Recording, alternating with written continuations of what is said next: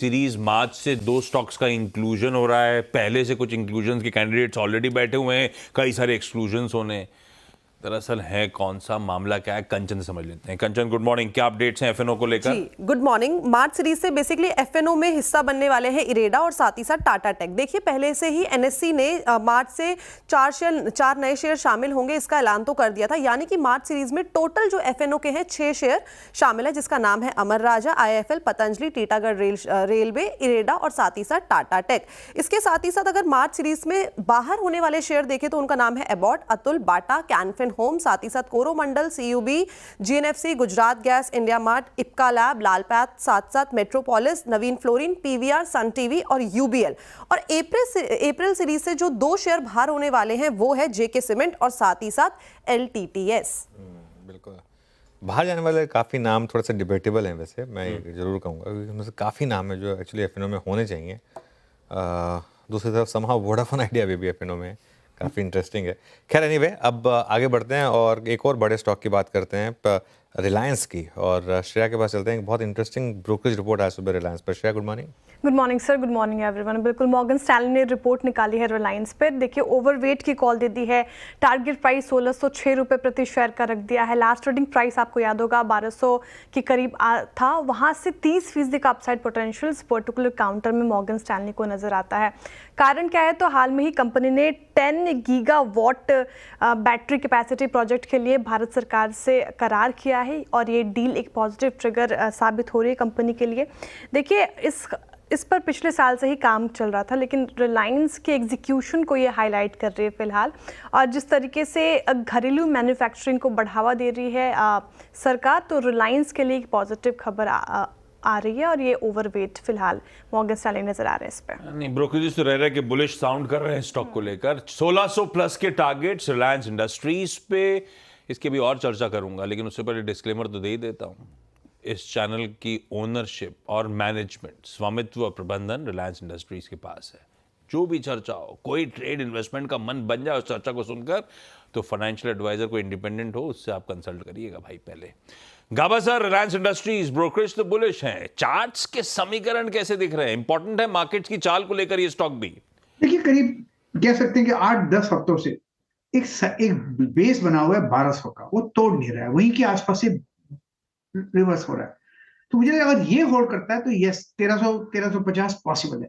1600 तो बाद में देखेंगे, लेकिन एक अपमूव मिल सकता है रिलायंस के, क्योंकि टूट नहीं रहा है। जो गिरावट है, एक गिरावट में कमजोरी है, तो I think it's a good sign Reliance. Okay, यह है रिलायंस की ब्रोकरेज और उस पर एक बढ़िया सा टेक्निकल तड़का। ऐसे ही एक और हैवीवेट स्टॉक है बजाज फाइनेंस। इस पर मानस आप चार्ट रेडी रखो, मैं आता हूं। श्रेया, इस पे भी ब्रोकरेज रिपोर्ट, क्या अपडेट्स?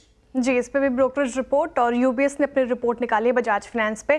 सेल की कॉल दे दी है, टारगेट प्राइस 6800 रुपये प्रति शेयर कर दिया है। क्या पसंद नहीं आ रहा है बजाज फाइनेंस में कंपनी को, फर्म को? तो उनका मानना है कि देखिए इस साल में अब तक 20% के रिटर्न के बाद भी थोड़े कॉशियस रहने की सलाह है। फर्म का मानना है कि क्रेडिट कॉस्ट हाई रह सकते हैं, पर्टिकुलरली पर्सनल और एसएमई लोन्स के लिहाज से देखें तो। इसके अलावा आरओए में भी गिरावट देखने को मिल सकती है, मार्जिन में भी गिरावट देखी जा रही है और भी इसमें इजाफा होता दिख सकता है। और एनबीएफसीज के लिए इंक्रीमेंटल अनसिक्योर्ड अंडर राइटिंग जो है वो फिलहाल अच्छी नहीं है, तो इसलिए सेल की कॉल। सेल की कॉल 6800 के टारगेट, यानी कि मौजूदा भाव से हो गया करीब 20% के आसपास का डाउनसाइड खुल सकता है, ऐसा यूबीएस मानता है। पर चार्ट्स मानस कैसे लग रहे हैं? देखिए चार्ट तो बेहतरीन है। आप किसी भी शॉर्ट टर्म चार्ट पे देख लें, मीडियम टर्म या लॉन्ग टर्म चार्ट पे देखें तो चार्ट बेहतरीन लगते हैं। शॉर्ट टर्म चार्ट्स पे टेंडेम मूविंग एवरेज के ऊपर स्टॉक कंसोलिडेट हो रहा है और अब अगर ये 8600 के ऊपर निकलेगा तो कम से कम 8850 तक के भाव दिखा देगा।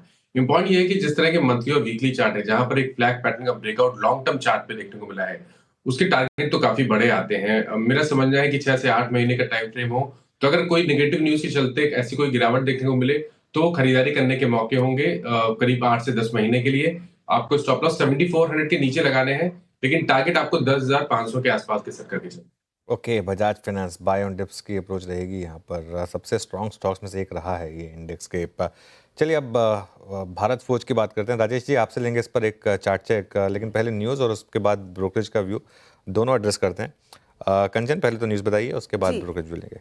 भारत फोर्ज की जो सब्सिडरी कंपनी है कल्याणी स्ट्रैटेजिक सिस्टम, उसने एएम जनरल के साथ US advance artillery cannon supply के लिए एक लेटर ऑफ इंटेंट को साइन किया है। बेसिकली ये पहली बार हुआ है कि जब इंडियन डिफेंस मैन्युफैक्चरर जो है यूएस को कैनन सप्लाई करेगा। इससे संभावना ये जताई जा रही है कि जो बायलेटरल डिफेंस कॉपरेशन है वो हमें और भी ज्यादा स्ट्रॉन्गर साइड पे जाता हुआ दिखाई देगा।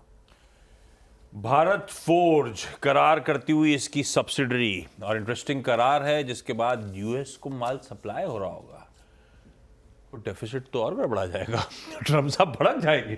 लेकिन खबर अच्छी है। राजेश सतपुते साहब, कैसी लग रही है इसकी प्लेसमेंट? आशीष जी, मुझे लगता है अगर आप यहाँ पे डेली चार्ट देखें तो एक कंप्लीटली ओवरसोल्ड चार्ट यहाँ पे आपको दिखता है। अगर आप इसकी करेक्शन की बात करें तो देखिए 1800 के आसपास का टॉप था, ये करेक्ट होकर करीबन 1050 पे आके गिरा है। तो एक अच्छा खासा करेक्शन यहाँ पे हो चुका है। रही बात लेवल्स की, तो मुझे लगता है आज के लिए इंपॉर्टेंट होगा 1050, जो इसका एक इंपॉर्टेंट सपोर्ट है पिछले 5 दिनों से।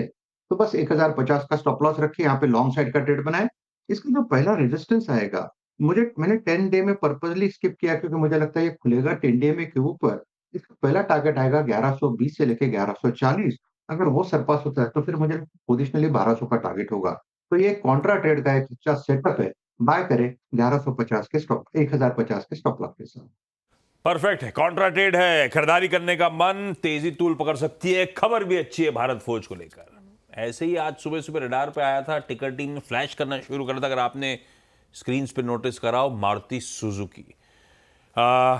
कंचन, क्या अपडेट्स है मारुति को लेकर? जी, बेसिकली मारुति सुजुकी ने अपने मिड टर्म प्लान को शोकेस कर दिया, जहां पे उनका कहना है कि इंडिया में उनका 50% मार्केट शेयर हासिल करने का एक टारगेट है। साथ ही साथ भारत में उनका कहना है कि ईयरली बेसिस पे देखा जाए तो 40 लाख यूनिट मैन्युफैक्चरिंग जो कैपेसिटी है उस तक वो पहुंचने की कोशिश कर रहे हैं। और भारत में बीवीज के जो प्रोडक्शन है, इसके साथ ही एक्सपोर्ट है और जो सेल्स है, उसमें भी वो चाह रहे हैं कि वो पहले नंबर पर रहे। और इस टारगेट को अचीव करने के लिए वो जोरों शोरों से इस टाइम पे काम कर रहे हैं।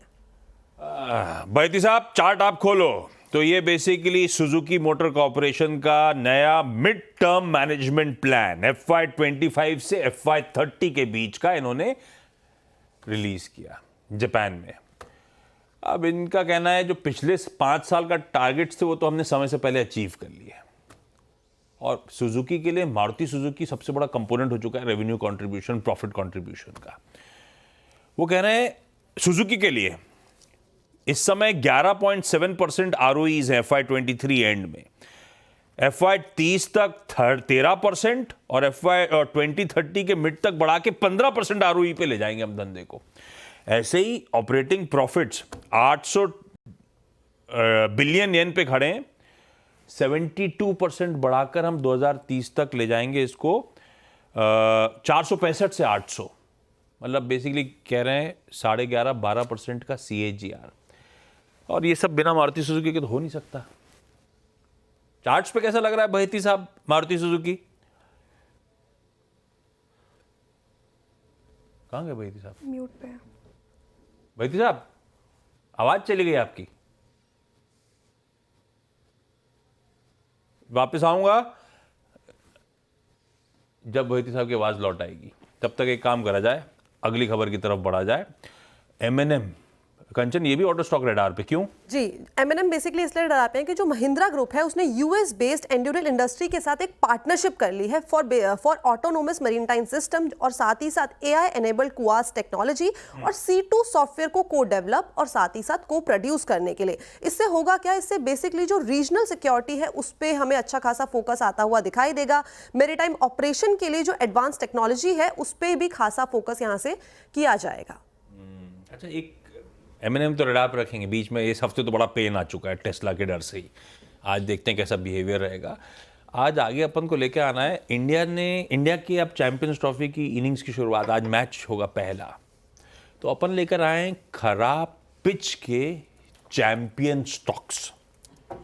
मतलब पोजिशनली या फंडामेंटली इस खराब पिच में जिसमें दमखम नजर आ रहा है वो एक्सपर्ट से पिक जानेंगे। 2 लोगों से जानूंगा। सनी जी, आप बैठे हो तो फंडामेंटल तड़का आप ऐड करना है। खराब पिच में कौन सी चैंपियन स्टॉक नजर आता है? कड़ी की शुरुआत कर रहा हूं। आमतौर पे ऐसा काम मैं गाबा सर के साथ करता हूं। गाबा सर, अगर खराब पिच का चैंपियन ढूंढ के रखना। आप आ रहा हूं आपके पास थोड़ी देर में। पहले जरा city gas distribution, in fact gas as a space radar पे ब्रोकरेज से कई सारी रिपोर्ट्स आती है। श्रेया, क्यों रडार पे पूरा स्पेस? बिल्कुल सर, रडार पे सिटी ने इस पर रिपोर्ट निकाली है। कुछ स्टॉक्स सिटी को पसंद आ रहे हैं, किसी में बिकवाली की भी राय है, वो रख देती हूँ पहले। तो आईजीएल और एमजीएल पर खरीदारी की राय रखी है, साथ ही गुजरात गैस को फिलहाल बिकवाली की रेटिंग दी है सिटी ने। क्या लग रहा है फर्म को? तो नई एलएनजी डील से मार्जिन आउटलुक अच्छा लग रहा है, उसको सपोर्ट मिलेगा। साथ ही आईजीएल ने दिल्ली में अब तक सीएनजी की दरें नहीं बढ़ाई है, तो वहाँ से भी एक सपोर्ट आता दिख रहा है। साथ ही फाइनेंशियल ईयर 2025 की बात करें तो वहाँ पे नई रजिस्ट्रेशन से 9 से 10% सीएनजी व्हीकल्स बढ़ सकते हैं, जो कि पॉजिटिव ट्रिगर है। साथ ही नई रजिस्ट्रेशन से वॉल्यूम ग्रोथ बढ़ने की भी उम्मीद है यहाँ पे। Oil and gas as a space radar पे। बाकी कौन सी खबरें कंचन जरा क्विकली बताएं। जी, शुरुआत करते हैं राइट्स के साथ, बिकॉज कंपनी ने एमओयू साइन किया है सेंट्रल वाटर और साथ ही साथ पावर रिसर्च स्टेशन के साथ। यहाँ पे वाटर रिसोर्सेज, मरीन और इनलैंड वाटरवेज में इंजीनियरिंग कंसल्टेंसी और रिसर्च एंड डेवलपमेंट पे कंपनी बेसिकली काम करेगी। नेशनल फर्टिलाइजर को रखिएगा रडार पे, बिकॉज कंपनी ने असम में नए प्लांट के लिए एक जॉइंट वेंचर साइन किया है। इस जॉइंट वेंचर के तहत बेसिकली असम में अमोनिया यूरिया का कंपनी प्लांट लगाती हुई नजर आएगी। साइन यहाँ पे सुकामल बनर्जी को एग्जीक्यूटिव डायरेक्टर एज और साथ ही साथ सीईओ के तौर पर नियुक्त कर लिया गया है। टोरेंट पावर, बिकॉज जो इसकी सब्सिडरी कंपनी है टोरेंट ग्रीन एनर्जी ने एक नई कंपनी खोली है टोरेंट ऊर्जा 30। इसके अलावा डीएलएफ को रखिएगा रडार पे, बिकॉज 4 सब्सिडरी के मर्जर और 3 एसईसी डीमर्जर को एनसीएलटी की मंजूरी आती हुई दिखाई दी है। अब यहाँ पे होगा क्या, जो 4 इनकी सब्सिडरी है उनको मिला के एक कंपनी बनाने को लेके मंजूरी आ गई है। और बिंदु फार्मा भी रडार पे रखिएगा। जी, परसों गिरा था, सॉरी कल गिरा था, क्योंकि परसों अपडेट आया था इनकी आंध्रा फैसिलिटी पे यूएसएफडीए के ऑब्जर्वेशन सामने आए थे। अभी यूएस फैसिलिटी पे भी आपत्तियां सामने आ गई हैं। और बिंदु आज फिर रडार पे रहेगा। सीआईई ऑटोमोटिव, इसके आज चौथी तिमाही के नतीजे आने हैं, उसको भी रडार पे रख लीजिएगा। बातों में एक चीज मिस हो गई श्रेया, वो भारत फौज की रिपोर्ट भी तो आई हुई है। जी जी सर, आपने बताया नहीं। क्या कह रही है रिपोर्ट? जी सर, खबर कंचन ने अच्छी तरीके से एक्सप्लेन ही कर दिया था। वही खबर बहुत अच्छी लगी। मॉर्गन स्टैनली को भी ओवरवेट की कॉल दे दी है। टारगेट प्राइस देखिएगा तो 1366 का रख दिया है। लास्ट रेटिंग प्राइस 1000 के आसपास था, तो वहाँ से अच्छा खासा अपसाइड पोटेंशियल मॉर्गन स्टैनली को भारत फोर्ज में नजर आ रहा है। जो खबर थी कि कल्याणिक स्ट्रैटेजिक सिस्टम, जो भारत फोर्ज की सब्सिडियरी कंपनी है, वो यूएसएएम जनरल के साथ करार करेगी और made in India advance artillery cannons अब यूनाइटेड स्टेट्स में सप्लाई करेगी। और ये पहली बार होगा जब made in India cannons US में जाएगा। ये बहुत ही पॉजिटिव खबर है। तो फिलहाल इससे भारत फोर्ज को फायदा होता दिखेगा, इसलिए ओवरवेट की कॉल। बड़ी इंटरेस्टिंग खबर है, हम यूएस को आर्टिलरी कैनन सप्लाई कर रहे होंगे। खैर, ब्रोकरेज बुलिश है, टेक्निकली सतपुते साहब कह रहे हैं चार्ट्स के समीकरण इंटरेस्टिंग बैठ रहे हैं। अब लेकर आइए जरा अपनी वो चैंपियन स्टॉक्स वाली स्टिंग, अगर एक्टर साहब बनाइए तो प्लीज प्ले आउट करिए।